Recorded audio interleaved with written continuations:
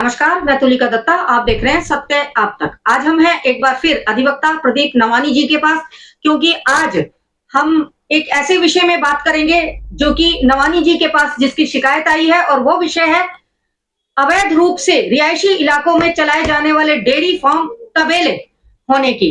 क्योंकि नवानी जी के पास लोग आए, रिहायशी लोग आए, उन्होंने लिखित शिकायत नवानी जी को दी कि किस प्रकार 15-20 सालों से यहाँ पर अवैध रूप से डेयरी फार्म चलाए जा रहे हैं। हम जानेंगे, सत्य आप तक के माध्यम से जानेंगे नवानी जी से कि ये मामला क्या है। नवानी जी, आपका सत्य आप तक चैनल में स्वागत है। आप हमें बताएं कि ये डेयरी फार्म जो तबेले रिहायशी इलाकों में धड़ल्ले से चलाए जा रहे हैं, ये मामला क्या है?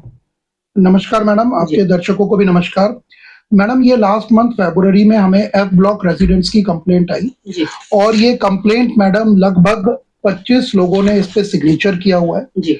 और आरडब्ल्यूए के कॉग्निजेंस पे या संज्ञान में लाया गया कि गली नंबर 13 एफ ब्लॉक पर एक भैंसों का तबेला है जिसमें इलीगल डायरी चल रही है। जी। गली नंबर 6 एफ ब्लॉक में दूसरा तबेला है और तीसरा गली नंबर 16 और 17 के बिल्कुल बीच में जी। ब्राह्मण धर्मशाला मंदिर के बीच के तबेले चल रहे हैं। जी। उसके बाद मैडम आरडब्ल्यूए ने इन फैक्ट्स को वेरीफाई भी किया और ये तथ्य सही पाए गए और बड़ी हैरानी की बात है कि वर्षों से ये तबेले हमारे यहाँ चल रहे हैं। जी।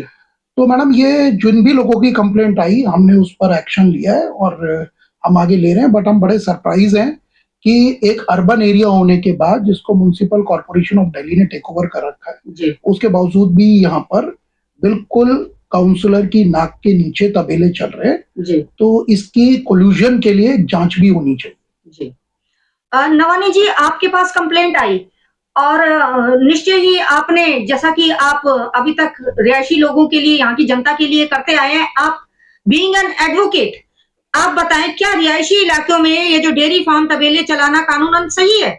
इस पर क्या कार्रवाई बनती है?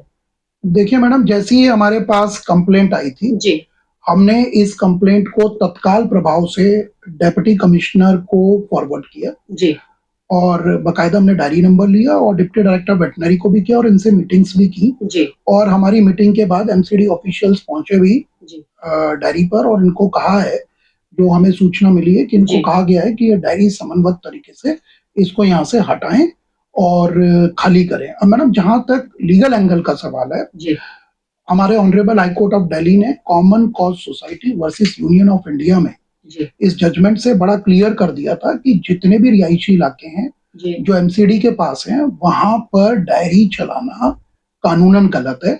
और सिर्फ 4 एरिये ऑनरेबल हाई कोर्ट ने, जिसमें से गोला डायरी भी है, उनको डिक्लेयर्ड किया है कि सिर्फ यही एरिया है। पहले तो आपको लाइसेंस देना है और लाइसेंस लेने के बावजूद भी आप इन्हीं 3 या 4 एरिया पे अपनी डायरी चला सकते हैं।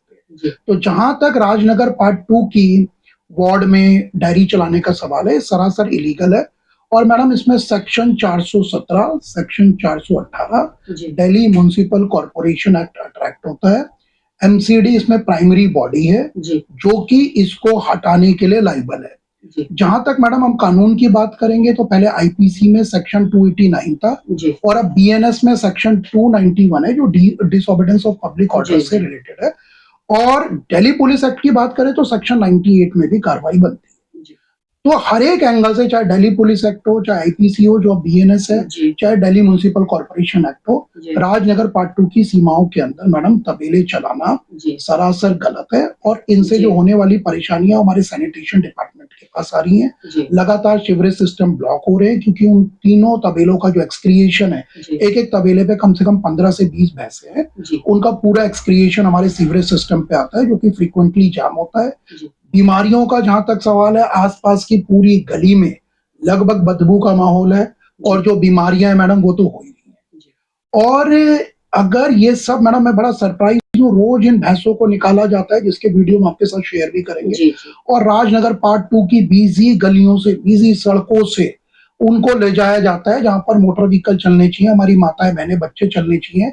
वहां रोज सुबह 12-12, 15-15 भैंसें निकलती हैं और शाम को 4 बजे वापस आती हैं और काउंसलर साहब के घर के आगे से जाती हैं। तो ये कह देना कि काउंसलर साहब जो वोट मांगने गली गली जाते हैं, जो क्लेम करते हैं कि राजनगर पार्ट 2 में मुझे हर कोई जानता है, मैं राजनगर पार्ट 2 का बेटा हूं, और ये क्लेम कर देना कि जी मुझे नहीं पता इन तीनों तबेलों का, तो मैडम अगर मैं उनको सजेशन जरूर देना चाहूंगा इन 25 लोगों की तरफ से जिन्होंने आरडब्ल्यू को जी। कंप्लेंट की, और निश्चित ही इसमें हम एक्शन भी लेंगे। जी। अगर उनके इतना प्रेम है इन डायरी से, तो उनके घर के बगल में एक प्लॉट है जहां वो अपनी बड़ी बड़ी गाड़ियां पार्क करते हैं, इन तबेलों को वहां शिफ्ट करें, और इन तबेलों को शिफ्ट करने के बाद खुद रह करके दिखाएं, 1 महीने, या मैं तो कह रहा हूँ 1 हफ्ते भी रह लें अपनी फैमिली के साथ, जी। तबेले के साथ, तब वो रेजिडेंट्स को सजेस्ट करें कि आप इन तबेलों के बीच में